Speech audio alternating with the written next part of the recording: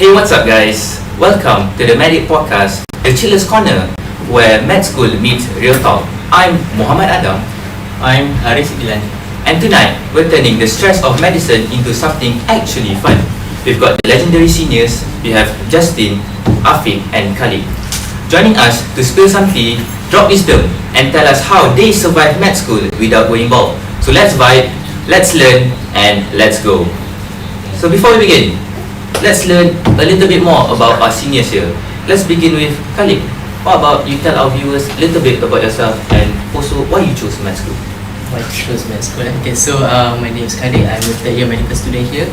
So basically, the reason why I chose med school because to be honest, I couldn't imagine myself doing any else except for actually education.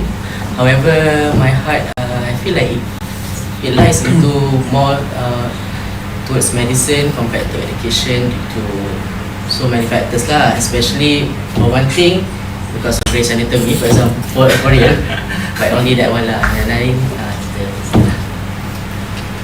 I see. Alright, so let's move on with Justin. Hello everyone, my name is Justin. So I'm also a third year medical student here from UPM. And similar to Khalid, actually I chose medicine because I didn't really know what else to do. It was either medicine or education, similar to Khalid, and in the end I chose medicine. Alright, so let's move on with Afiq. Alright, so my name is Afiq. I'm also a third year medical student here in UPM.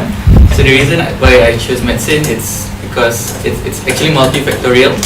So I really like biology since I was a kid, and what made me want to go further in medicine is because my mom was also a medical doctor, and my sister is also currently a medical student. So both of them inspired me to partake in medicine.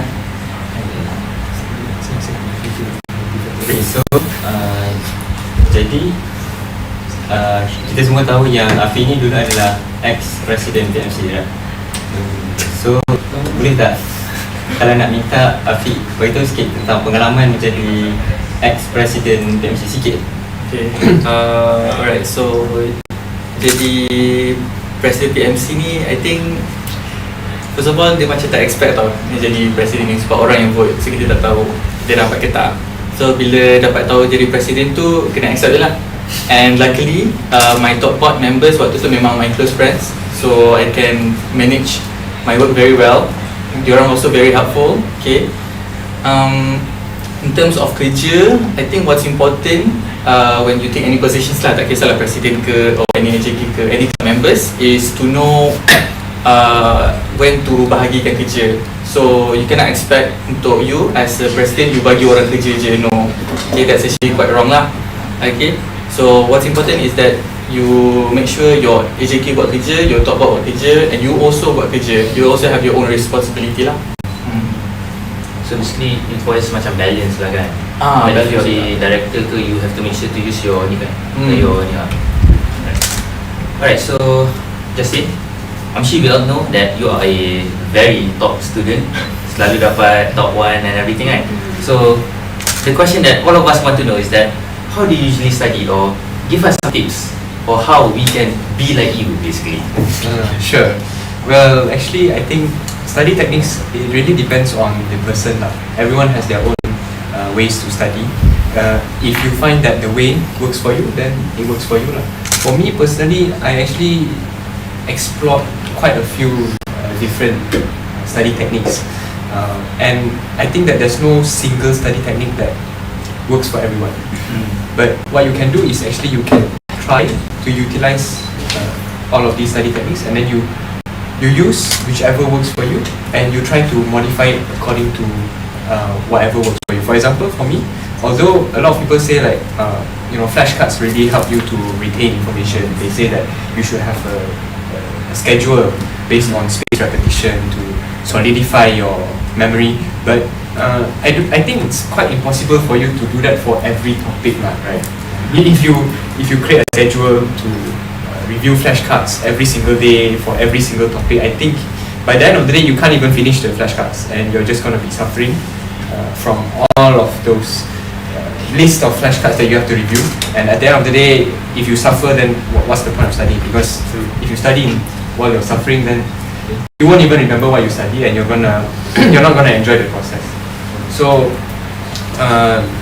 use whatever works for you, but I can explain a few study techniques that are scientifically proven to work. So first of all, spaced repetition does work, but my advice would be to only use it for things that are very difficult to remember. Any facts that you find difficulty in remembering, you can try to create flashcards and try to review them using spaced repetition. For those who are not familiar with the concept of spaced repetition basically means that you space out your study sessions into different time intervals. For example, if you study the topic today, you can revise it again tomorrow, and then you skip a day, you rest for a day, and then you revise it again, and then you rest again for maybe another 3 days, and then you study it again, skip 5 days, a week, 2 weeks, and so on. theoretically it works. Yeah, it will actually enhance your memory, but I think you can't use it for every topic lah. It's kind of impossible. And before you actually dwell into the realm of flashcards, I think it's important for you to actually understand the concepts first. That's the first thing lah. Understanding is your foundation. If your foundation is weak, then there's no point in trying to memorize every single fact because you can't even piece them together. Which brings me to the second technique, or third, if you count flashcard and spaced repetition as two different techniques. The third one would be mind mapping. So if you have troubles understanding the concept, what you can do is you can take a blank piece of paper or iPad with good notes, if that's what you prefer, and then you look at you just read through your notes first, skim through, look at the keywords and all, get a general idea of the topic, and then you try to make it into a mind map. Like let's say pathology, right? So what module are you guys in now? Respiratory system. So for example, you can take a piece of paper, write the topic in the middle. For example, respiratory pathologies. Then you divide into two: obstructive diseases and restrictive diseases. So what are the obstructive diseases? What are the restrictive diseases? And then what would help to differentiate between the obstructive and also the restrictive? For preclinicals, I think that's enough. When you come to clinicals, you not only have to understand the concepts and retain the information, but you also need to be able to give out answers as quick as possible, because it's going to be viva during your clinicals. So when they ask you a question, you're expected to answer the question immediately. So there's two ways to go around this. Firstly is to just continuously, repetitively go through the content using spaced repetition or whatnot. And secondly is to create some mnemonics or whatnot to help you quickly get that information out. Because yes, you do understand the pathophysiology, but if you're gonna explain to the doctor the entire process from A to Z, I don't think they want to. I don't think they have the time to listen to that, right? They just want A and Z. So sometimes you need some tricks to get you from A to Z very quickly. So you can use some mnemonics for that. For example, what do you struggle to remember? I'll probably say medicine names. Medicine names. Yeah, pharmacology. Oh, pharmacology. Yeah. Pharmacology. For pharmacology, I think you can turn the name into something memorable. Respiratory. TB drugs. TB drugs you can remember by the mnemonic RITE, RITE. Right?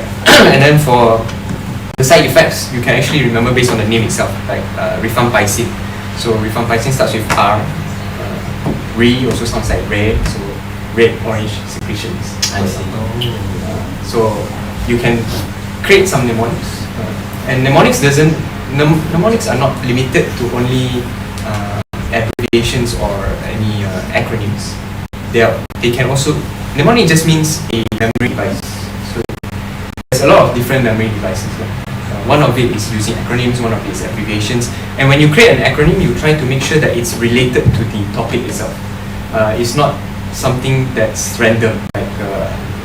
Like I think before this I heard some very weird mnemonics. They try to memorize the branches of an artery using a very weird mnemonic like A, Z, L, N, N, N. You can't even remember the mnemonic. How are you going to remember the contents of the mnemonic? Try to make it related. Like for reproductive system, one of the I think one of the topics that students have problems studying is the part about breast cancer. How to differentiate like interstitial lobular carcinoma, intralobular carcinoma, intraductal carcinoma.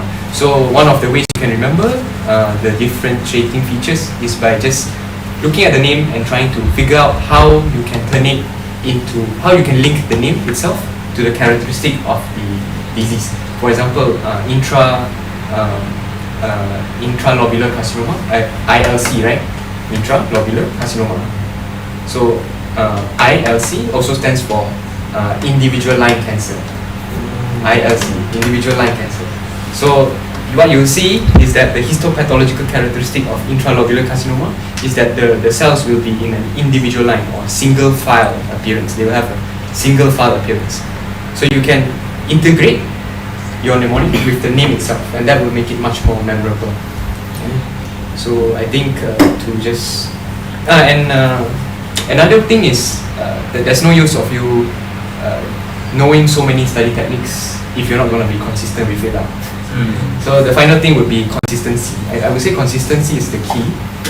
So try to study a bit every single day.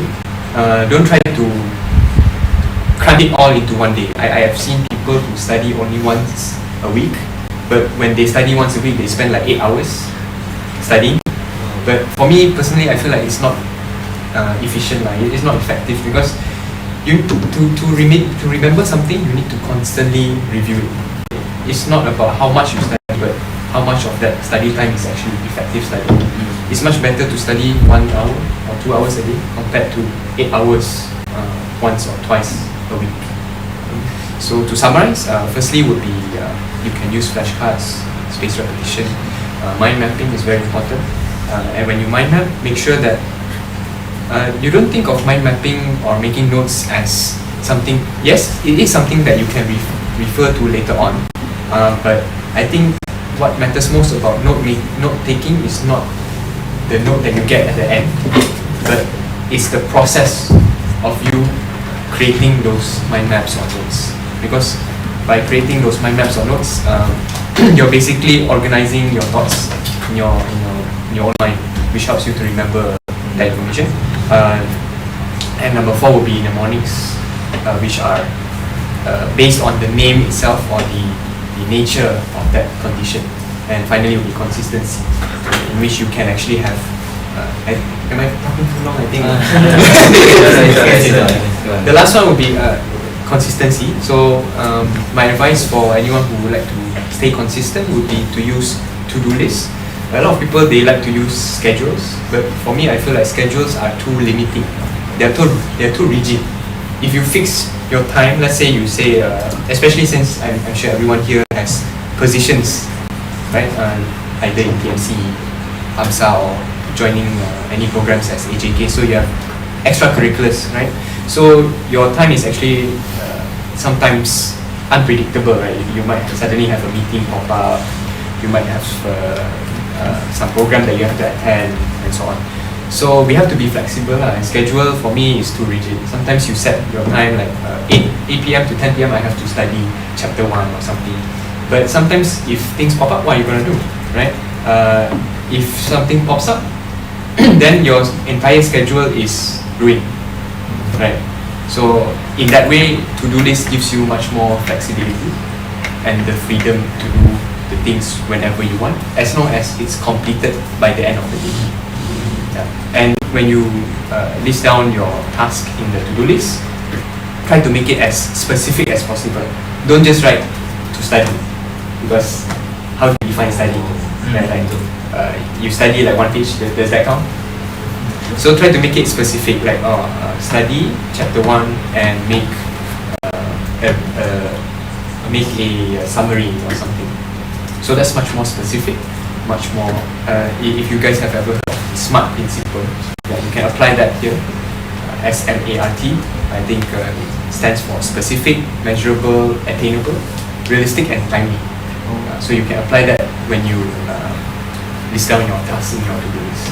That will help you to maintain consistency, because each time you tick off a task from your to-do list, you will have a dopamine rush, right? You will feel like you have achieved something, and that feeling of achievement will actually push you and motivate you to go further and complete your other tasks. All you have to do is to start with the first task, which is sometimes the hard part. But I think that's all. Thank you, Justin. There's a lot for us to take. Thank you. But daripada Justin cakap tadi, saya ada Justin ada kata pasal banyak study method kita boleh guna untuk setiap pharmacology, pathology, anatomy, right? And I've used masa SEM 1. I tried many kind of study methods, and ada yang okay, ada yang kurang okay, and I just try to consistent in. So sekarang in our third system, right? Third system, and I will see the result this Tuesday because we got our CBS. Good luck, all the best. One more is study group lah. We can have study. But especially during clinicals, you're going to have different supervisors and all. So when you have different supervisors, everyone's source of information is different. So towards the end of the posting, it's advisable to have study groups lah. So you guys can share what you guys have learned about each disease, discuss together what's the presenting complaint, the differentials, the associated symptoms for the condition, pathophysiology, the different the investigations that should be done, the principles of management, your expected findings, so on. Okay. So next I will ask Khalid. Masa SEM 1 or SEM 2 or SEM 3 atau SEM 4 apa subjek ataupun modul yang hit you the most, hardest, and why? To be honest, I rasa orang agree kot CNS, Central Nervous System, SEM 4 SEM 4. That one sumpah dia very, sorry kalau dia memang dia buat sangat orang kata banyak dia punya content, especially anak lah. Anak tu memang dia satu banyak anatomy, dia banyak and also it's not the simple anatomy that you have come across during school, high school ataupun foundation even kan. Sebab dia banyak benda baru, and dalam banyak benda baru tu ada banyak lagi. So it takes very long time lah for you to just understand dulu, and then you decided to memorize each of them as well as remember lah everything kan, and then create some mnemonics ke whatsoever. Betul, sebab dia memang banyak. And dia punya dalam CNS saja you have a lot of structures, right, from atas sampai bawah kan, sampai your brain sampai you punya spinal cord, spinal cord lah CNS, peripheral tak masuk. And then physiology dia pun banyak banyak benda baru. It's not simple like CBS. I think si punya physio macam banyak common sense, and waktu high school dah belajar kan. Kalau CNS ni tak, physio ni banyak. Kalau pasal eye, pasal apa, vision je dah banyak, hearing je dah apa, semua reflex lagi semua benda. Pato dia to me lah, pato dia a bit simple to me, senang sikit lah bagi I kan. Dia macam standard lah, infection, macam apa, TBI, traumatic brain injury, neoplasm, all those kind of stuff. Tak banyak, dan dia tak banyak, dia banyak, cuma the concept is easier to understand lah, and it's not really a new thing sebab you guys dah gone through that pattern for each system kan. Pato mesti ada neoplasm, mesti ada infection, mesti ada pasal apa, kalau trauma punya injury kan. Pharmaco dia memang dahsyat sikit sebenarnya, dahsyat banyak. Okay, especially pharmaco to me lah, ada certain case, certain topic yang mana to me is relevant, cuma tak berapa at that point of time kita tak adalah perlu tahu sangat. It was about neurodegenerative drugs dan neurodegenerative disease punya drugs, Alzheimer's, Parkinson, banyak benda kat situ kan. Dia terlalu detail, and most of them actually are experimental drugs, okay, are not really commonly used in clinical practice, so which makes it more harder to grasp lah benda tu. Kalau certain cases like for CVS kan, we have macam anticoagulants ke apa, those are very common, we use and we see almost every day dekat ward, dekat emergency whatsoever. So macam senang kita nak faham, senang kita nak relate, nak apply, nak practice whatsoever. Tapi saya rasa memang a bit challenging lah. Memang even waktu orang sebelum masuk SEM 4 kan, dia cuti SEM kan, mesti sini mesti cakap nanti cuti SEM studylah sikit CNS, studylah sikit CNS. Memang itu je ayat dia. So itulah model yang pada dia lah, macam bahas. Tapi best lah. Betul lah, sebab saya memang minat neuro kan, so macam suka dia betul. Betul lah. Alright, so for you, I just like to ask, do you struggle more with things that you have to memorize, or do you struggle more with things that you have to understand? Memorize, to be honest. Memorize ada.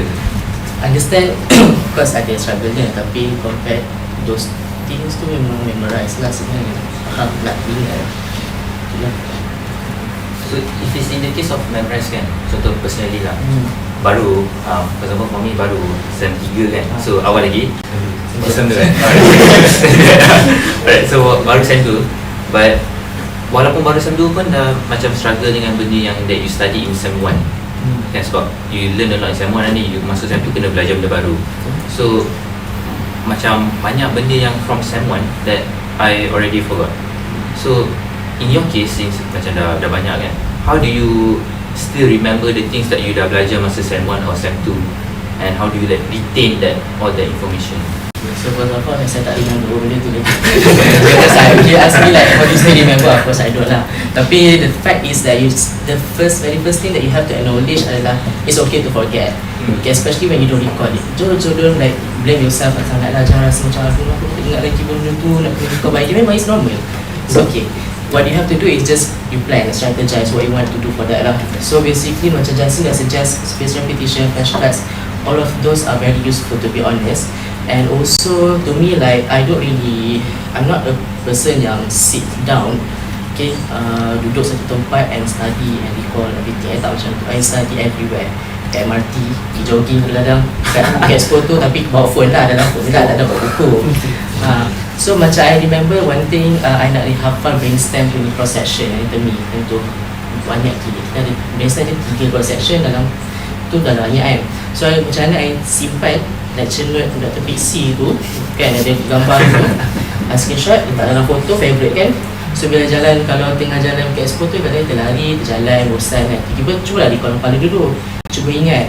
Kalau rasa macam terlupa sikit satu ni apa benda yang structure belah sini semua ni, buka check balik on the spot. Sebab zaman sekarang actually senang, you have devices yang boleh tolong you recall everywhere and anytime, almost anytime lah. Phone, so gunakanlah phone untuk save whatsoever tu, lecture note bukan save semua. Kalau boleh, I tak encourage for you to time nak recall tu lah, tengah jalan baru nak check lecture note, buka. So by the time you study at the first time tu, you already know, part ni macam banyak nak hafal, so why nak simpan siap-siap. You struggle nak hafal benda ni, simpan siap-siap. Kita buat flashcard pun tak apa, sebab you nak tengok gambar dalam lecture note tu je, simpan tu. And nak tak nak memang kalau kita akan lupa, of course kita akan lupa, lagi kalau kita tak recall. So nak bagi senang balik ingat after you recall is by understanding dulu dia punya konsep and fundamental lah. Kalau you tak faham dia tu, dia a bit susah lah. Contohnya dia punya konsep ni. Alright, so thank you very much to Kang for the very informative information. Alright, so let's ask Afiq. As we know that what comes with medic school is a lot of stress and pressure kan. That's what everyone says lah. Before you get into med school, make sure you have methods to deal with this pressure and whatnot. So I would like to ask you, how do you deal with study pressure or burnout if you ever had any? Okay, so for me, I think up until my foundation years kan, I don't really know, I can't really describe what burnout is. I think kan nak cakap I'm that smart no. I'm just saying that macam maybe pernah burnout dulu waktu SPM, waktu SSC, but never pernah macam perasan tu burnout. Tapi bila masuk medical school ni, masuk preclinicals and then eventually clinicals, lagilah benda burnout tu jadi lagi apparent. Orang macam, oh ni memang burnout. Sebab the feeling of burnout tu it's different from stress sahaja. Burnout tu you akan rasa macam nak buat something pun tak boleh. Macam nak buka buku pun you rasa malas, you nak main game pun you rasa malas. Burnout is like memang you nak baring je sepanjang hari. So I think to address burnout tu, I think everyone has their own method untuk depressurize dia orang punya diri. Okay, for me dulu pun I jenis yang tak keluar sangat, tak keluar dengan kawan. Okay, bukan tak ada kawan, ada kawan. Like, I jenis yang malas nak keluar tau. I don't really know nak pergi mana at all. Tapi start masuk medical ni, setiap minggu tu, okay, setiap 2 minggu lah, setiap 3 minggu mesti pergi IOI. Saya reward lah macam tu. So setiap 3 minggu tu mesti pergi IOI. Kadang-kadang tak spend duit pun, just jalan, window shopping. Because I find that very comforting lah. And I don't think people should macam guilt trip themselves or to do all these kind of things. I pun kadang-kadang, bukan kadang-kadang selalu, I main game juga. I main Valorant, I main Dota. So benda-benda macam tu, if you know how to control it, then it's actually quite good for you. Okay. Tapi jangan ada tendency untuk macam jadikan benda tu as your, macam mana cakap, it's my coping mechanism. Tapi kadang-kadang you tend to not realise yang coping mechanism tu you akan take a toll on your academic punya performance. Basically make it a habit lah. Betul. Dia macam for me, I realise waktu dah nak dekat exam, lagi frequent I main game. Because makin dekat nak exam tu, makin stress. Result bagus je. Result bagus. Boleh lah. Average. Tapi itulah. And then dah nak dekat-dekat nak exam tu, kadang-kadang seminggu tu baru realise I'm playing too much game. This is too much, so I have to stop. Tu nasib baik kalau you perasan benda tu seminggu awal. Kalau you perasan 2-3 hari awal, you still playing game. So tak apa, ada 48 jam lagi nak study. 48 jam tu berapa minit, banyak lagi masa nak study kan. So don't make it a habit. Okay, so kena ada cara sendiri untuk depressurize. Okay, ada orang pergi main sukan. Okay, ada orang pergi gym. Okay, ada orang pergi ROI. Okay, so cara tu I tak boleh bagi tahu lah. Korang ada cara sendiri. And the important part is jangan guilt trip korang. Jangan guilt trip diri sendiri nak buat benda-benda macam ni. Asal benda-benda ni you tak you tak over enjoy it to the point yang you stop studying ataupun you lost the balance lah between studying and depressurizing yourself. Okay, thank you Afiq. So now I ask Justin, if you had, what was your lowest moment academically and how did you bounce back? I don't think he has any I think it's better to ask someone else the question.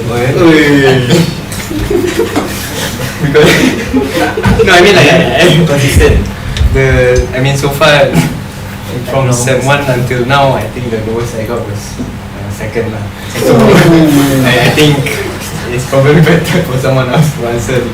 But the lowest point, I suppose, if we're not looking at the rankings, then I suppose during the first semester, during the study week, I did kind of break down lah, because I felt like it's a very different environment, right? Once you enter medical school, there's much more information that you need to digest, you need to understand, you need to not only understand, but you need to also memorize that information to retain it, right? And also apply that information.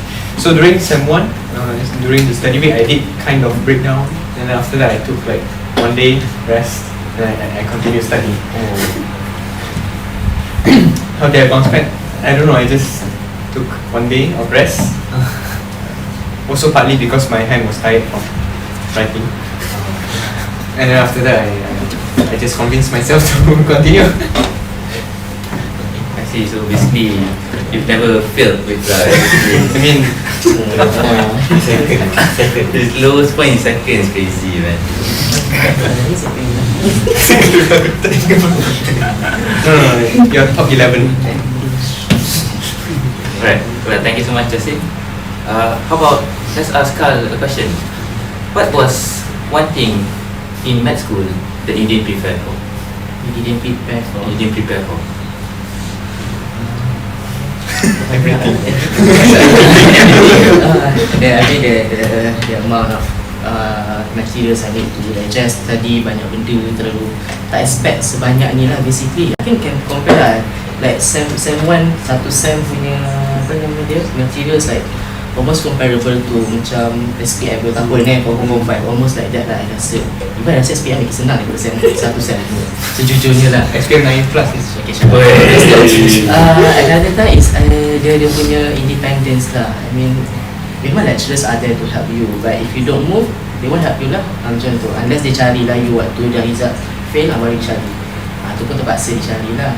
Tapi alhamdulillah tak pernah lah rezeki lah. Lepas tu also time management, because I'm really bad. I've been in boarding school daripada form 1 sampai form 5. So basically my time is all arranged dah daripada cikgu semua kan. So entry university, especially degree lah, memang macam time management tu kelawat gila, sangat kelawat. Ada sehari 2 hari tak study langsung, macam guilt free waktu tu, memang tak bersalah langsung, rasa bersalah tak study langsung, ujung-ujung nak exam baru study ataupun even my habit is selalu kalau macam preclinical set, nak final lah, nak final sem, baru first time buka lecture tu, sejujurnya baru first time download, baru first time nampak lah. Sebab selama ni tengok lecture kat depan je tapi tak pernah download, dengar je lah. Lepas tu bila nak masuk dah study week tu baru perasan lecture ni tak pernah tengok pun, baru first time buka. So tak, benda tu bila tak study banyak benda yang terlepas. I think macam tu lah, benda tak prepare. Also the mental punya stress yang comes with it lah. I mean, to be honest lah, when you masuk med school ni, it's not, studying is not the only thing that you have to deal with kan. Ada program, ada kumpul merit, college merit macam-macam. Lepas tu you ada Medic night. even if you isolate those things program wajib tadi lah. Tapi tak ada apa-apa. Tapi even if you tolak ke tepi, put aside all those things, saya tak nak join program program college, tak apa, duduk luar. Tak nak join medik punya program, medik night, bagi dia semua tak ada, dia dah angka sikit pada medik kan. So macam aku nak study je. So bila nak study je, even if that you will not be able to give 100% attention and focus to curriculum tu je. Percayalah, you tak akan nak study je everyday, nak fokus on belajar saja. You will not be able to do that. So even in that situation pun, in ideally life, you have that situation, you will not be able to kata tak burn out langsung ataupun tak encounter any stress. So it itself dah memang ada stress, comes with all those obligations that you have to deal with, lagi lah teruk lah. So benda tu kita expect. Dulu waktu kalau orang duduk yang asas kat sini ke apa, tak payah kerja merit, memang free je lah, belajar je lah, memang belajar pun senang, tak compare to here kan. Tapi bila masuk sini, kena kerja itu, kena ini, kena kerja dalam manusia ni, manusia tu, lepas tu nak kerja banyak lagi lah. Benda yang macam tak expect, kejut sekejap lah. So Actually, what are your thoughts actually on yang study last minute ni? Because personally, I have friends yang memang they study just before the exam, tapi they still pass. Saya ada thoughts pasal orang tu. shit. Okay, to be honest lah. Okay, like memang saya jenis study last minute pun ada. I study juga throughout, tapi tak se-intense orang lain lah. Like my housemate sometimes memang everyday sharp maybe pukul 8-9 dia akan duduk kat meja study up until 10 or 11, something like that. I don't do that lah, to be honest, and it was a mistake for not doing that actually, sejujurnya. Okay, and then study last minute memang teruk. It puts a lot of pressure, tremendous pressure on your mental health and also your well-being sendiri lah, physical health tau. You tend to sleep late. Okay, sleep late memang dah bangun pagi, otak you jam. You nak study esoknya pagi pun dah tak boleh. You bangun lambat, satu hal. And even you cram as much as everything malam tu, it boleh guarantee lah buat 30% je yang akan retain esoknya. Faham macam tu kan. So I mean, if you see someone studying last minute kan, first thing that jangan judge. Kita tak tahu apa yang berlaku kat hidup dia kan sampai that point. Just bersangka baik.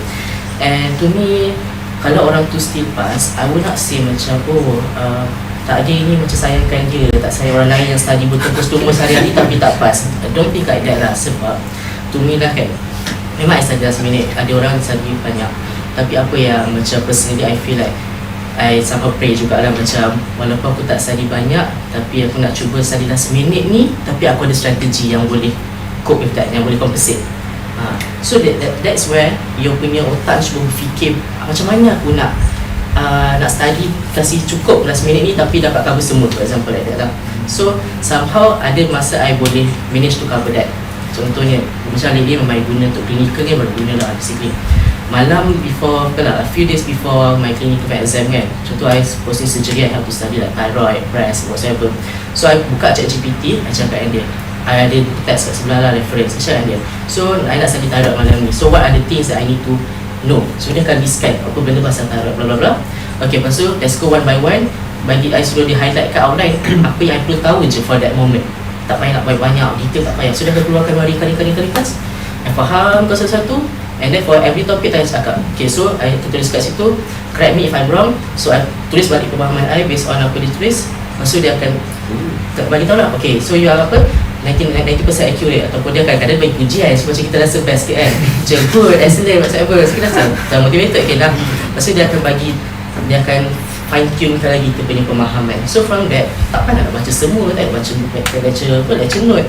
Sebab that time you should have dah baca everything, cuma nak recall, itu je. So from that memang itu orang kata macam jalan pintas lah. Tapi untuk nak test balik pemahaman and nak remember balik, so cakap dia, what are the things, macam kriteria ni banyak kadang kan. So nak kata masa satu je yang kena tahu. Macam kalau pancreatitis dia ada Apache lah, bagian yang lain kan. Cakap lah yang masa satu je nak tahu. Lepas tu macam mana nak remember, perlu ke tak remember yang ni, dia kata. Kalau dia kata tak perlu, dia akan double check dengan punya lecture note ke apa benda lah. So from that, sebab you study lah everything pada at night, yang keluar kan 1% je. Kadang-kadang yang keluar tu yang you tak study. So macam tak nak laju, baca laju, dan you kena ada strategi lah. Kena pandai Strategi lah. Betul. Orang kata bila dah ulas minit ni kita stres, kortisol berlambak kat sini kan. So kita punya kena cari jalan pintas. So bila kita buat lah, aku guna shortcut dan bantu kita. Itu juga. Jadi sebab kita orang pun masih SEM 2 kan, pada kita orang kat sistem kan sentiasa ada PBL lah. Jadi apa yang saya selalu buat, sebab saya dalam kelas fokus, cuma ada yang macam kurang fokus, ada time kurang fokus. Jadi saya selalu message ChatGPT untuk ChatGPT, can you, I have PBL class tomorrow, can you give me some information for me to know to answer the PBL correctly lah. Like, and ChatGPT give me semua information that I should know, and of course dia ada tertinggal sikit-sikit. And when masa PBL, masa tengah berbincang discuss, I macam tahu masa ini ada dalam ChatGPT tadi, macam tahu. So faham apa yang Khalid kata tadi.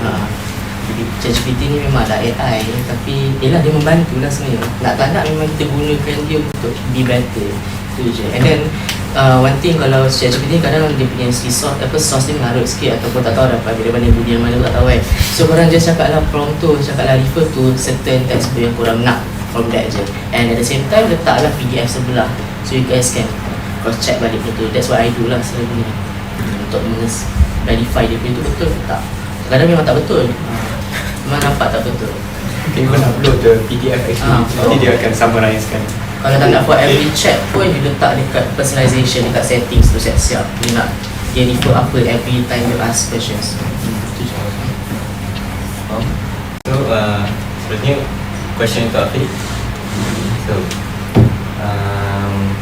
do you have any personal quote that keeps you going until now?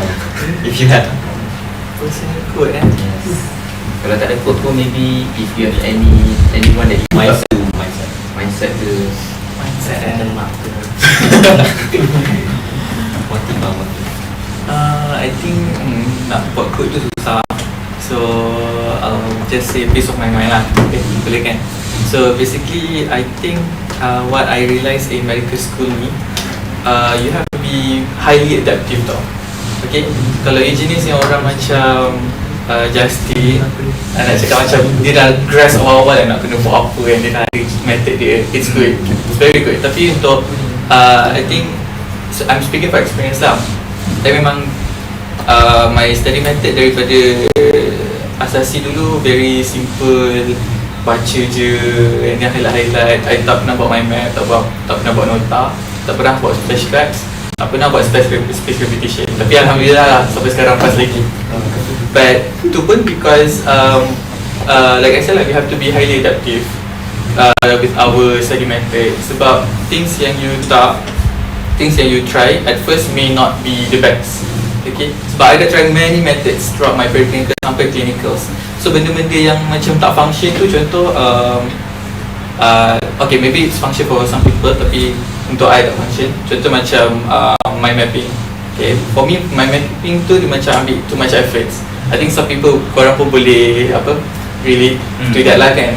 Takkan nak buat mind map kat semua benda, and then like nak buat flashcards pun bukan kat semua benda. And sometimes orang macam I susah nak organize the study materials pun, susah nak grab something. So but it's important for you to try. Tapi kalau tak boleh juga apa benda tu, then dump it, cari benda lain. Ataupun not dump it entirely, ambil and then you adapt yourself. Or maybe mind mapping ni untuk let's say MSK je, okay, tapi untuk sistem lain macam tak function pun. So move on with another method. Contoh macam I sekarang ni buat masuk clinicals ni, lagi apparent lah that needs for adaptivity tu. Okay, you kena cari cara baru sebab every day you pergi hospital, you face your doctors, and your doctors will viva you terus on spot kan. So you need to recall the information very quickly lah kan. So contoh lah, just be adaptive lah, jangan apa tu, jangan jatuh cepat sangat. find a way. Kalau tak boleh cari sendiri pun, cari dengan orang lain. Tanya pendapat orang lain. Kalau you rasa memang you are the lowest paid kan, you tanya your friends, your lecturers ke, ChatGPT ke, what's the best study method for you. Alright, I see. So, you've been in both clinical and pre-clinical kan, dah lalui both. So, in your opinion, apa yang from pre-clinical you think yang paling penting that applies in clinical years? Apa benda yang you would say, oh, memang kena ingat lah. These things are the one yang very commonly asked, very kena guna. Ya juga actually. Itulah one of my regrets masuk clinicals is that I don't really remember what I learned in pre-clinicals. So kalau boleh, okay, the moment you before you masuk clinicals actually you don't really tak faham lagi tau, you tak notice lagi apa benda yang kena tahu, apa benda yang tak tahu. Then once you step into clinicals, the first few weeks tu baru you rasa oh benda ni rupanya yang kena tahu. Sebab not everything yang you learn kat pre-clinicals tu akan you'll use during your clinicals nanti. Tapi I think Justin pun ada cakap tadi, just roughly remember lah the anatomy, the pathophysio, the pathology, and also some of the drugs. Yeah, because I think Bozanum dah cover banyak tadi, sebab not everything is used during clinicals. For example, nanti masuk clinicals, for example, I selalu attach clinic neuro. Okay, bila you attach clinic neuro, not everything yang diorang akan tanya kat situ benda yang you kena hafal waktu pre-clinicals. Okay, they will not ask you, okay, apa yang sel dekat cortex ni, apa nama sel, apa layer sel kat cortex ni, they won't ask. So you just roughly kena remember macam prefrontal cortex, parietal cortex, part-part macam tu, muscular which vascular supply your ACA, MCA semualah, and then itulah. I think it's hard to say lah apa benda yang, sebab it's very particular tau, and not everything you kena ingat untuk you guna waktu your clinicals. Tapi for pre-clinicals, please do study everything, sebab apa yang keluar untuk your professional exams tu you will never expect. Benda-benda yang common, benda rare pun boleh ditanya juga. Benda-benda yang spesifik ke, sampai level cell semua dia boleh tanya. Alright, so thank you Afiq for that insight. Let's ask Justin a little bit about his experience. So, since you are a third year student, right? Yes. What is something that you would say your first semester, sir? To prepare for clinicals or Anything. everything? First semester, so I think I'm just gonna tell him to be prepared, because I think everything will just get worse. You'll just become harder and harder and harder, but just persevere throughout. And as Afiq said just now, be adaptable lah. Be adaptable. There's no one thing that fits everyone. There's no one thing that works for everything. Like what Afiq said, you can, if you find mind maps help for one topic, it might not help for another topic, right? So just be adaptable, be flexible, be humble, learn from other people as well. You never know. Afiq might get top 1 next posting, and then I might drop out of top 5, top 10. No, I'm just saying, anything can happen. It probably won't happen, right? Most likely won't happen. So I mean, like, anything can happen. So just be flexible, adaptable, humble, learn from others as well. If you ever need help, just ask your friends, your lecturers, your seniors, your family. If you need any emotional support, yeah. Wait, what was the question? What is the thing that you would tell? That's what I would tell. Just persevere, stay strong. So in your opinion, right, which one is harder, pre-clinical or clinical years? I think it depends. Both have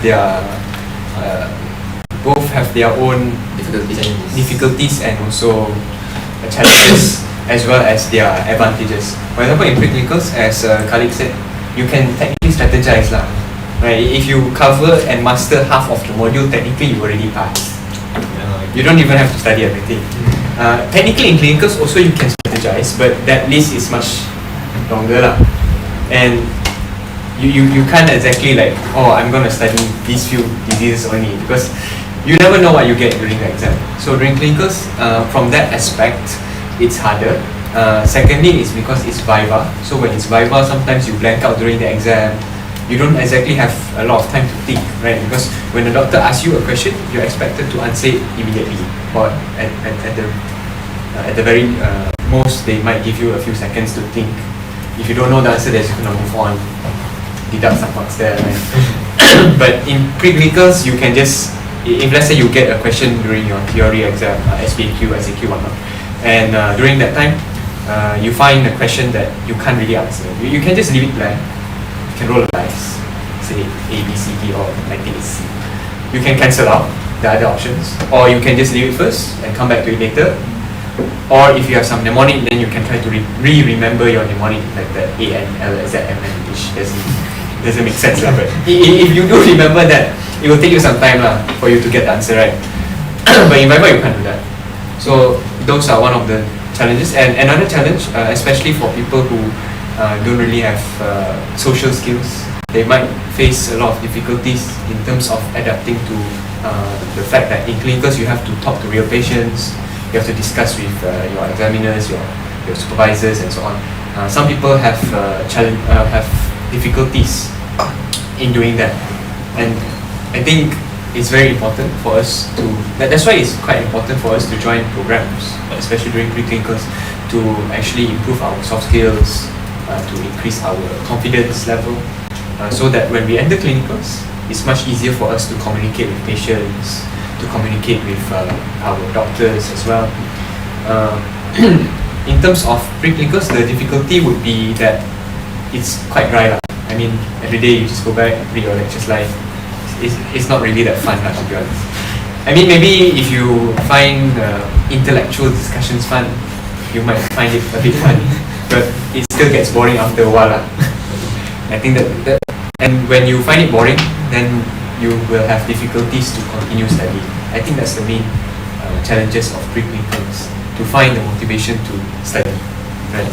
Because like what Kali said, sometimes you might not even open the lecture slide until studying it. Because it's just kind of boring lah. But in clinicals you won't have that, because every day you could, maybe not every day, depends. Some people go every day, some people go once, twice, 3 times a week. Some people only go for classes. But the point is, you will meet patients, you will meet your doctors, you will discuss your class, and you yourself will feel down. And that feeling of feeling inferior will actually make you want to learn more, to help yourself, to improve yourself in terms of clinical knowledge, so that you can be a better and safe doctor in the future lah. So yeah, and also in terms of exams, I think clinicals are tougher in the sense that it's multifactorial lah. First of all, it's quite luck based, because some this is a bit controversial, but people say some examiners are known to be a bit more strict, some are less strict, some are more lenient. So let's say if, of course, you can argue saying that if you're that good, you should be able to pass anyway.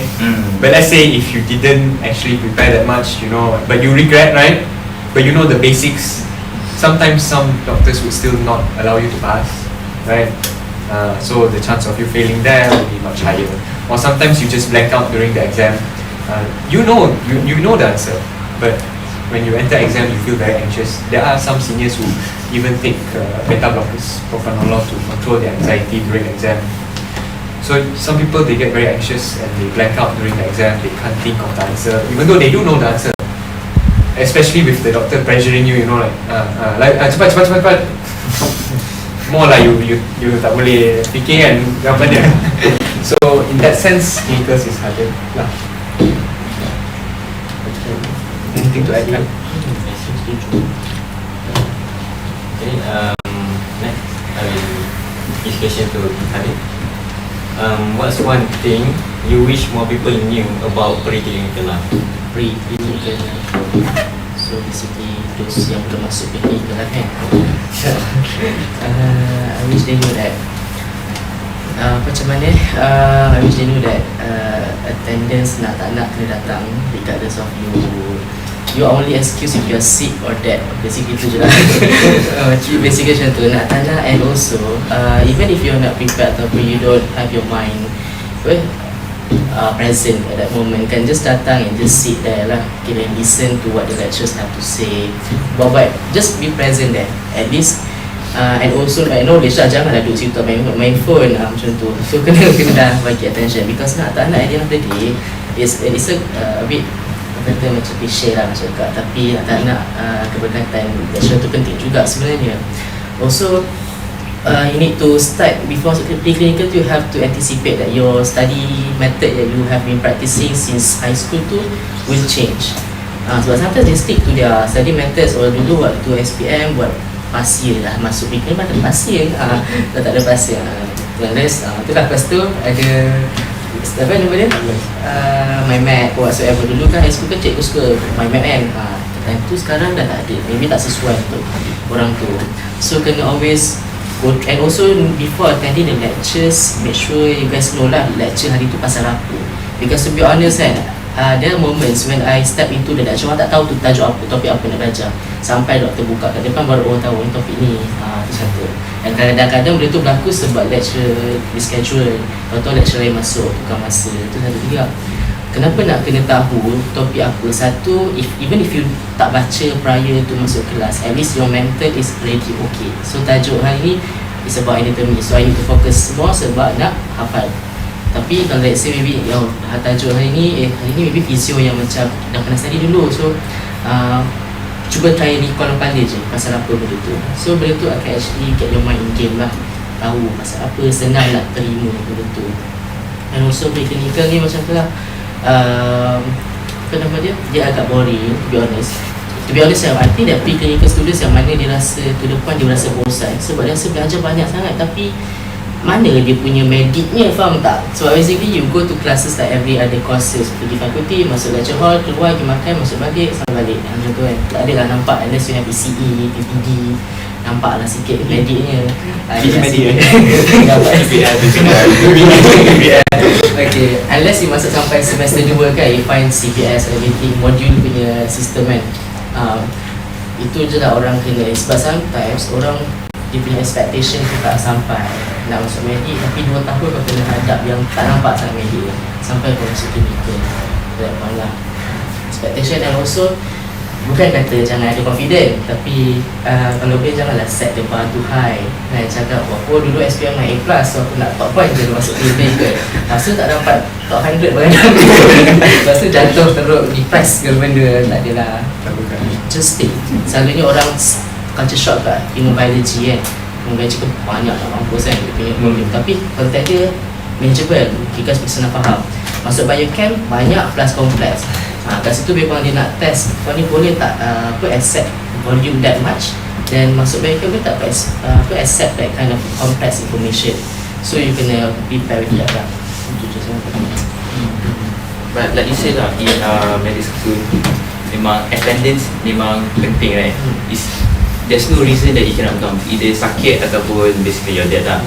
So in your opinion, if you could change that, would you change it, or is there anything in medical school yang macam rules that you would change, like the system? If there is something that you want to change, would you? Speaking of which, I have brought this issue pasal attendance 100% to the meeting curriculum dekat atas dulu dengan all the HODs. But then what they reply, basically the attendance was set by MMC. It's not up to them. Faculty semualah nak decide, nak kata oh tak payah 100%, 80% tak ada. Sebab MMC memang requires as the future doctors whatsoever nak 100%. So benda tu tak boleh nak compromise lah, tak non-negotiable lah basically. I would change to be honest. Sebab cakap time tu juga, and then HOD sana semua tak. Memang kecil je tapi saya dengar faham. Bila dah ada SP baru kita faham benda tu. Sebab dia orang pun tak boleh ubah sekali dia orang kan. Betul lah. So basically you would change, tapi cannot lah. I would if I could. I see. Alright, so thank you kak. So Afiq, You think you've been in med school for quite a while. What in med school has taught you about yourself? Taught me about myself. Like what is something that going through med school you learn about yourself? Like maybe, I'm actually good at this. I'm quite bad at this. Boleh katakan yang maybe I have some issues with anxiety kot. Anxiety. Tapi preclinicals not really apparent. It's when you enter clinicals benda-benda macam ni you start questioning yourself. So in terms of my anxiety, memang I tak pernah dulu sit for exams to a point yang jadi blank out. Never lah, that never happened. Tapi that started happen waktu clinicals. Sebab like Justin said, when you enter your clinicals kan, and you sit for your exam, long case, short case, you kena tembak soalan macam tu je doktor cakap, and then doktor expect you untuk jawab dalam masa 5 seconds, 10 seconds, and sometimes you akan blur out nonsense. You blur out nonsense sebab you dah interested, you tak boleh fikir, you takut doktor marah, you takut doktor terking you kat situ. You cakap fast one more kan. Kita jadi takut lah kat situ. And then that anxiety pun boleh affect your other papers juga. Tapi itulah, waktu practicals I don't think benda tu quite apparent for me. It's interesting you say anxiety because as we know lah, you were the ex-president of TMC kan, mesti kena bagi banyak speech ke apa ke. So how do you actually deal with that anxiety as the president of PMC? Okay. When we bring up my past positions, now I remember lah, memang waktu high school dulu I do hold some positions, tapi not that high yang I kena macam selalu cakap dengan orang, cakap in front of a lot of people. Tapi when I started masuk medical school, then somehow selected as the president of PMC, so I have to talk to more people, I have to talk in front of people, dekat depan stage. And memang dulu I ada stage fright, and waktu cakap tu memang menggeletar habis. Actually that happens a lot, tapi I try to suppress. Sebab macam mana cakap, I have this mindset yang nak buat macam mana kan, you have to face it anyway. So what I can do is just face it lah. That's the challenge in life yang I kena face. Sebab tak ada orang lain yang dah boleh tolong. Okay, memang anxiety, maybe kalau ada severe anxiety, then you go to counselor ke psychiatrist ke, but I don't think my problem with that is that severe lah. So what I do is just try to improve myself. I see that as a weakness, then I terus try to improve in the future. Would you say it's better now than compared to back then? As in your anxiety kan? Would you say like sekarang dah okay dah, I don't really suffer from it anymore ke, ataupun it's actually just the same? I think it's much better lah. Dari dulu, I think waktu first time I masuk medical school, I think my anxiety was quite bad sebab I don't really know how to talk to people actually. Tapi good thing I was selected as president of PMC, because like I said, benda tu yang buatkan I macam rasa I have to fix this. Okay, I need to talk to people. Nanti masuk klinik nak cakap dengan patient, you nak cakap dengan lecturer, you kena jumpa lecturer depan-depan, one to one kan. So actually that helped me a lot. Like Justin said lah, you dapat jawatan ni, it's an opportunity untuk korang improve your social skills. Sebab benda-benda tu actually very important aside from your academics. Cara you cakap dengan orang, cara you interact dengan orang, benda tu memang not everyone ada. Kita kena admit not everyone ada that kind of skills, and kena polish lah benda tu. Sebab very important to have those kind of things. You see, so I have the last question for Justin. What is your advice for juniors who think that they are not smart enough in this medical school? Smart enough. Coming from one of the smartest in my school. I think Actually okay, I don't know, if it's coming from me, suddenly it sounds a bit weird, right? But I think it's not, actually, smart doesn't matter lah, as long as you are able to pass your exams. Come on, don't give me a No, but really, like, everyone is struggling. You don't know what the so-called top hands are actually facing during their study times, right? Maybe they study much more than you. You never know. And even if you don't see them study, maybe they're studying sometime else, or maybe they're consistent. Maybe they have effective studying techniques. You never know, but maybe they are also struggling. You know, if you ask some of the other students that got top 5 recently for our IM posting, if you ask them before the results came out, how they feel, I'm pretty sure they will tell you, oh no, I feel like I'm gonna fail. Because they also struggle. Everyone struggles. It's just that maybe that threshold is a bit different lah. Some people, if they, there are people who even after they came out being, kena bantai dengan doktor during exam, but somehow when they come out they look very chill.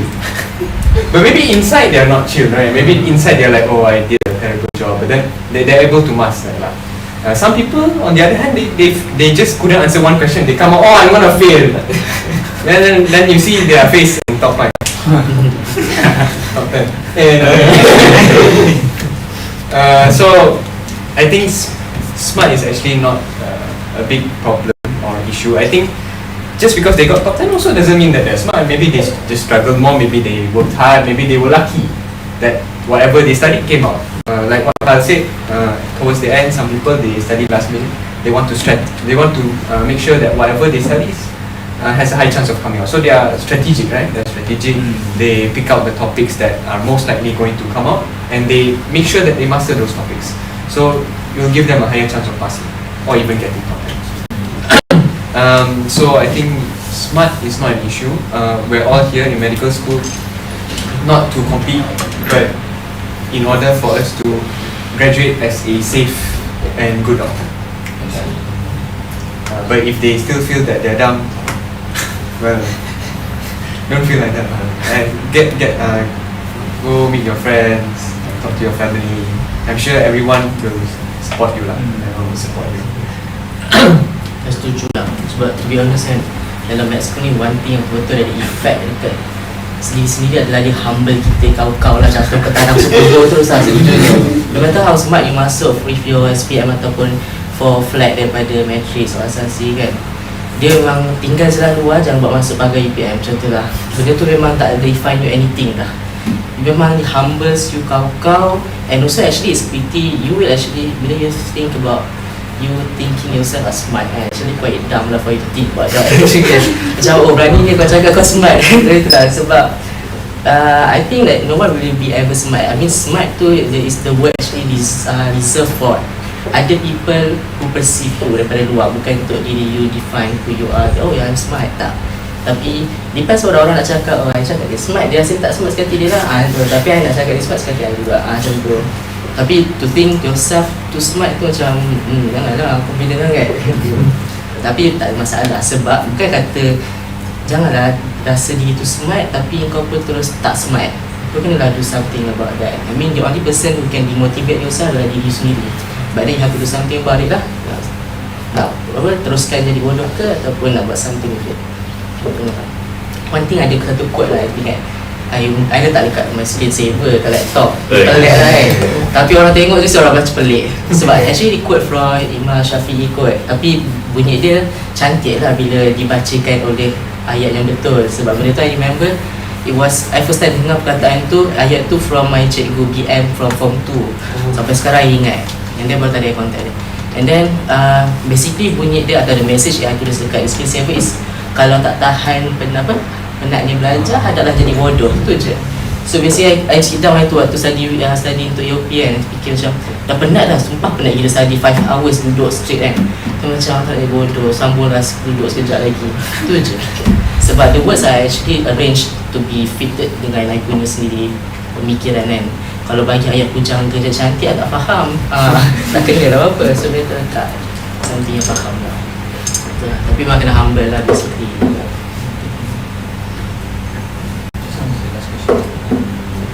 Kita boleh minta daripada Afiq pula, advice for juniors. Oh, okay.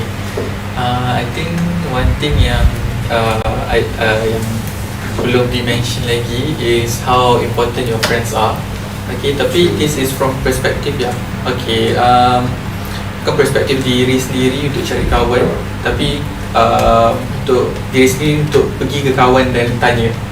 Because I think throughout my preclinicals, okay, I have memang ada kawan I yang struggle, and I think one of my mistake was that I tak pergi awal-awal because on the outside diorang nampak okay, diorang study okay, keluar okay, borak okay kan, tapi tengok-tengok they actually have a problem lah. Tak specify lah masalahnya, tapi that's the thing. So always you don't need a big circle of friends, okay, you just need some people to untuk support you, and you yourself try to check on your friends juga. Okay, maybe some of your friends yang like I said lah, nampak okay tapi actually tak okay, and bila dia tak okay tu try untuk bukan nak jaga tepi kain dia, tapi try to intervene sebanyak yang boleh lah. Maybe dia ada masalah in terms of study techniques, you boleh advise. Maybe dia ada masalah in terms of adapt dengan environment in medical school, then you can help. Yeah, the point is itulah, don't leave your friends behind lah, because I think medical school ni it's not a single player game, it's a multiplayer game. Okay, it's a multiplayer game, not a competitive game, it's a cooperative punya game. Because kita semua nak pass sama-sama, tak kisahlah Justin distinctive ke kan, tapi kali distinctive ke itu tak apa. Yang penting like Justin cakap sendiri, the important thing is not being smart, but it's about passing together. So jangan rasa macam kena cakap be humble and don't be selfish lah. Nampak kawan tu tengah struggle, share lah nota ke, share lah cara study ke, share your tips on surviving. Because kalau you tolong your friend dapat distinction pun, okay, it won't make you fail. You bagi dia tips pun, it won't make you lesser than them lah. Yang penting you all semua pass together. Yeah. And you yourself also have to have the effort lah to find your friends. Don't expect them to look for you, but Betul. I mean yes, a good friend will look for you, but you cannot expect them to look for you lah. Not every time lah. There's self-realization. You also have to realize yourself that if you have ever heard of the I forgot what's the thing called, Dunning-Kruger effect. Is it? Something like that. Something like that. I don't remember lah. But it's like basically saying sometimes you study, and after a certain period of time, you feel like you're smart, but actually you're dumb. So find your friends, even if you feel comfortable. You know, don't let your pride get in the way lah. That's what Afiq said. Be humble, and maybe you can have some study groups with your friends, discuss together. Let's say for me pun, walaupun Afiq cakap I need distinction lah apalah, but I also had Hypothetical. I also had discussions few days before exam. I also learned things from my friends who may not have gotten top 5, but they taught me also. I taught them, they taught me. You know, we share together lah. We pass together. We become safe doctors together. Speaking of which, cari kawan one thing you can do lah sebelum masuk dewan exam, tutup buku, pergi kat kawan, ini aku tak study lagi, so kita nak explain banyak kali. Rasa almost every sem buat yang untuk final, semua masuk exam. Yang dia tadi yang dia discuss on luar pintu tu, itu yang keluar exam, walaupun tak pernah study buat benda tu. So carilah kawan-kawan. You explain kat orang explain kat you. Betul? Something called the Feynman technique. Banyak pula terminology kan. Kita buat je tak tahu nama. You explain kat orang lain, you akan dapat benefit. Diorang pun dapat benefit kan. Alright, so thank you to all our seniors, and I think that the viewers has heard enough questions from us. So now we would like to open up questions for the viewers to ask. If you guys have any questions that you'd like to ask our seniors here, feel free to write in the chat. So Sorry? Alright. Aida's watching.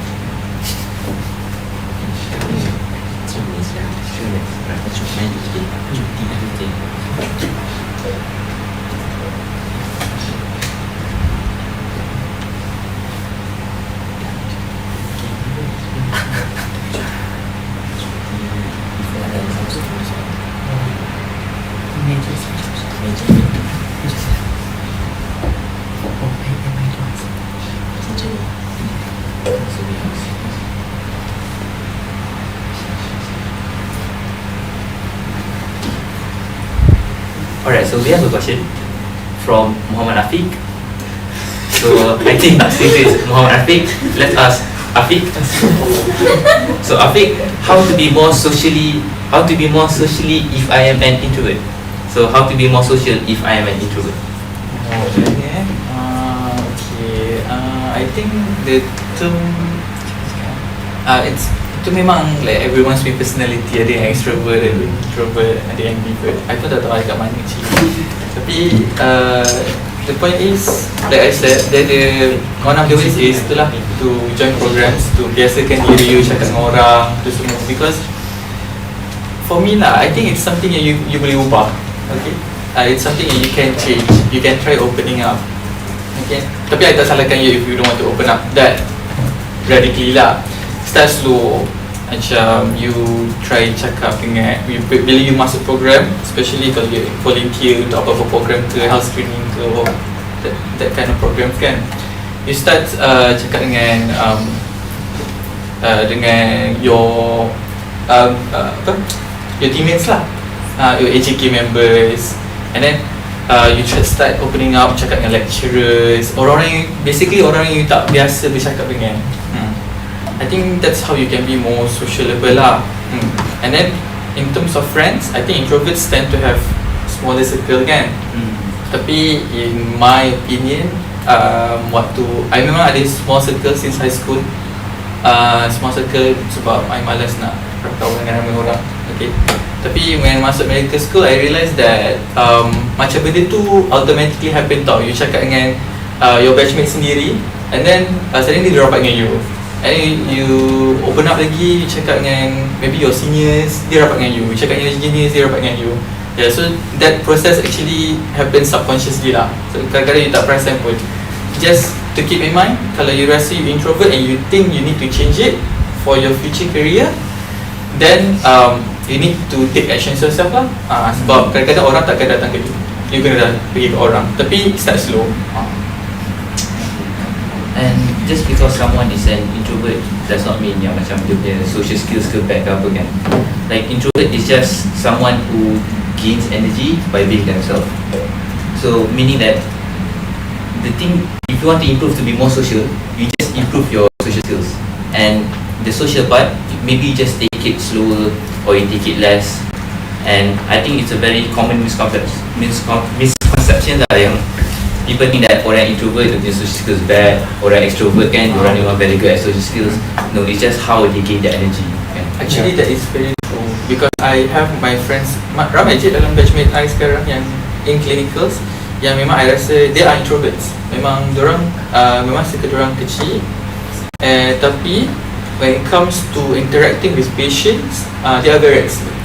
They know the ways around it. Okay. Diorang tahu macam mana nak cakap dengan patient respectfully, macam mana nak cakap lecture respectfully. And that lah. You don't really need to be an extrovert to have excellent social skills. Okay? But you just need to know kalau that introvertedness tu is something yang is pulling you back, it is affecting your social skills, then that is something you need to intervene lah. Tapi as long as you think you tak nak, you feel like you get more energy by being in a small circle, okay, tak banyak stress, tak banyak orang buat drama and all kan, then it's up to you. It's up to you. Thank you so much, Afiq. Okay, for the second question, from MFS 17. So, he said, hello handsome and respectable seniors. How to deal with some doctors that are a little bit rude or do not care about your feelings? How to build mental toughness and endure those interactions? I give Justin to Sure. answer this question. Just take it as it is. I mean, like, don't take it too hard lah. Yeah, don't take it too hard lah. I mean, sometimes some doctors, they might, you know, they're stressed for the entire day. Maybe they were on call the day before. Maybe something happened. Maybe they lost a patient. You never know what happened lah. And what's the cause of them being a bit grumpy or whatnot.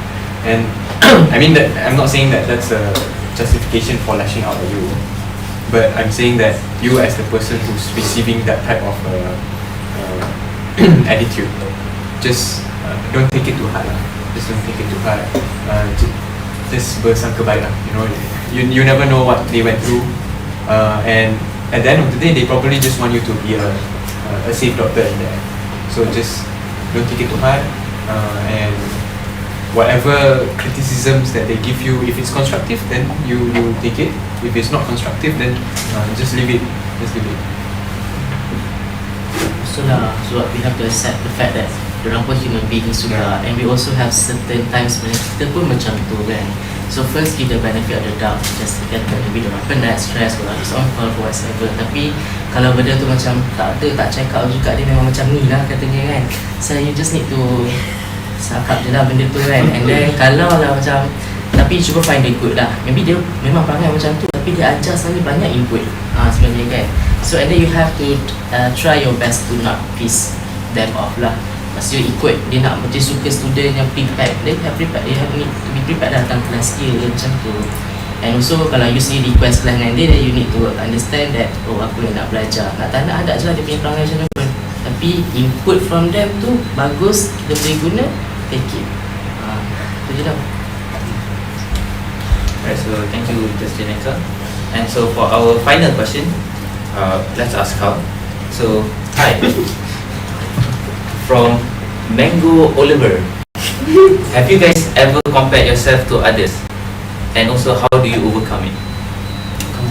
Oh, okay. Compare tu memang of course lah ada kan. Ada ni lah antara ni orang ni. Tapi it's normal lah. Tapi itulah, compare tu silakan compare. But apa yang you dapat from comparing yourself with others, depends lah. Kalau you compare tu dia pandai lah, lepas tu kita nak depress manja-manja, lepas tu reason kau nak pergi healing ke apa kan, macam pelik dengan kau ni kan. So better kau compare orang tu dengan kau, compare macam ni dia boleh pandai, dia makan nasi, aku makan nasi ke, kita dah awal ke. So apa benda yang boleh aku ikut dia buat macam tu kan. And also kalau boleh janganlah compare. I mean life is too short for you to be miserable just by comparing yourself to others kan. Satu macam, lepas tu bila compare actually is a thief of joy. Bila you kadang dapat, oh dapat pass, tapi compare lah Justin top 1 nak tu macam tu kan. Dah tak best lah, kita rasa macam kita tak nampak effort dan achievement kita. So why not just nampak orang punya kejayaan ke apa, just congratulate them, happy for them, kita proceed dengan kita punya hidup je lah. I mean at the end of the day, kita seorang-seorang pun dalam hidup ni kan. Nak compare buat apa? Kalau nak compare, ada berapa billion lagi dalam dunia orang ni, dalam dunia orang kita boleh compare. Baik compare dengan semua kan, jangan compare seorang dua je, siap je. Itulah. Boleh take it as motivation lah, tapi jangan sampai you downgrade yourself. Downgrade dan jangan dendam. Jangan dendam. Jangan dengki.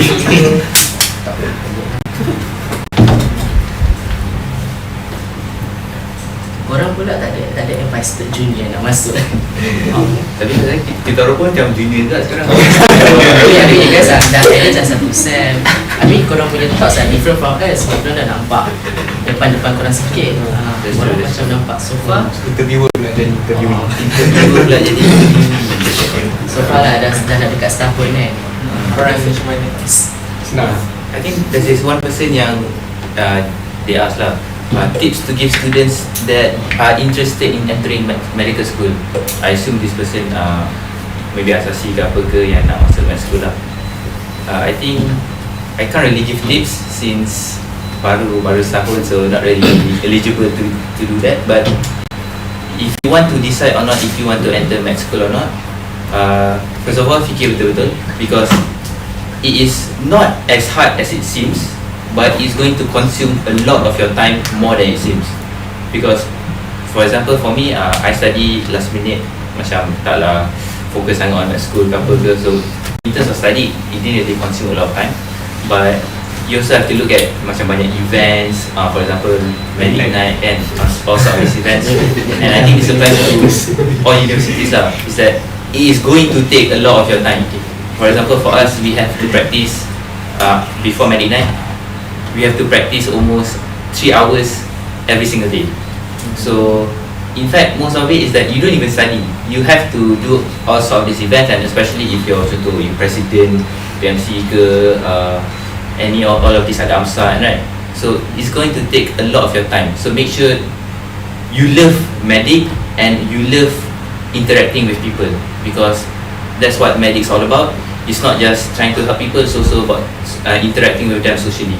So that's like a tip that I can give lah. So as a term at this point right, if it were a yes or no question kan, would you encourage them to enter med school? Yes or no question, yes or no Orang-orang yang tak pagar tu. Nah, I think it depends lah.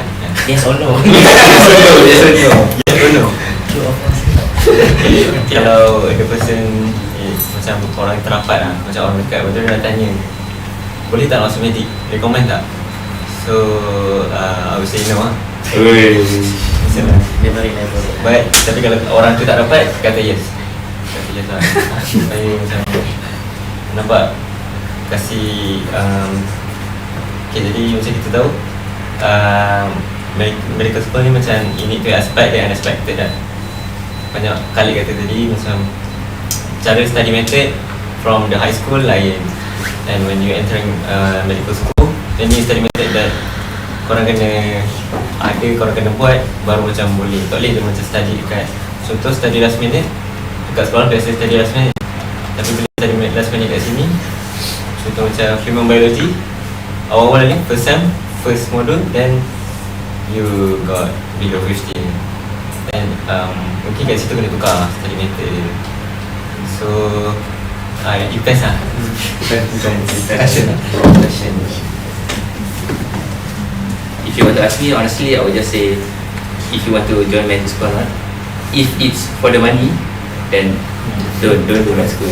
Honestly, if you're doing it for the money, is quite a bad idea lah, I would say. But if you're doing it for the passion, then go for it.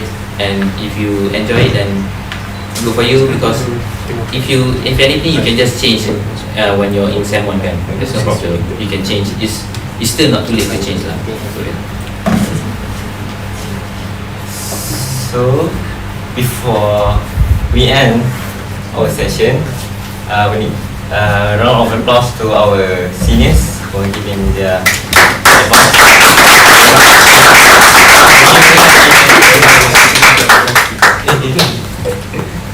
So now there will be a feedback form for viewer to answer for 3 minutes.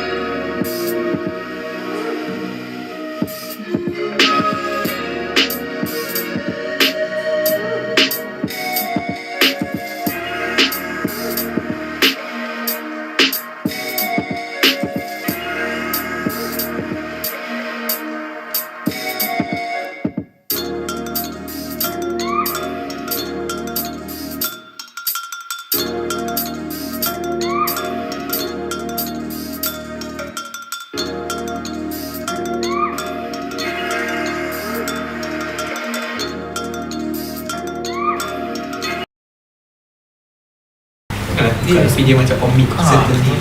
And now we go to merit session.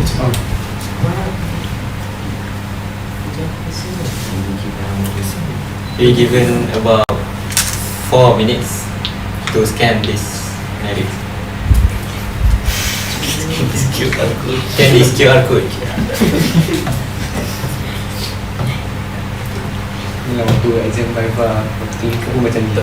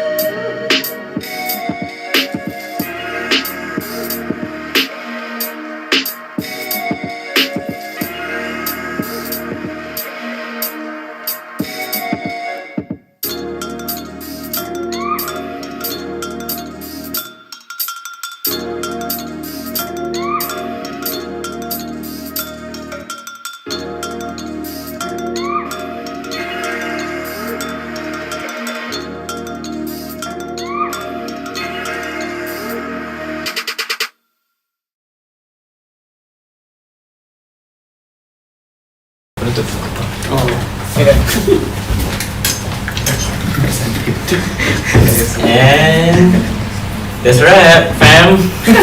We've officially survived the podcast with 3 medical seniors and a whole lot of wisdom. Thank you so much for listening, laughing, and learning with us tonight. Remember, life is tough, but so are you. Catch you on the next episode. Same time, same vibe at 28 June with 3 mystery 5 and 5th year medical students. Peace out and good luck with your studies. Bye everyone. Thank you for joining.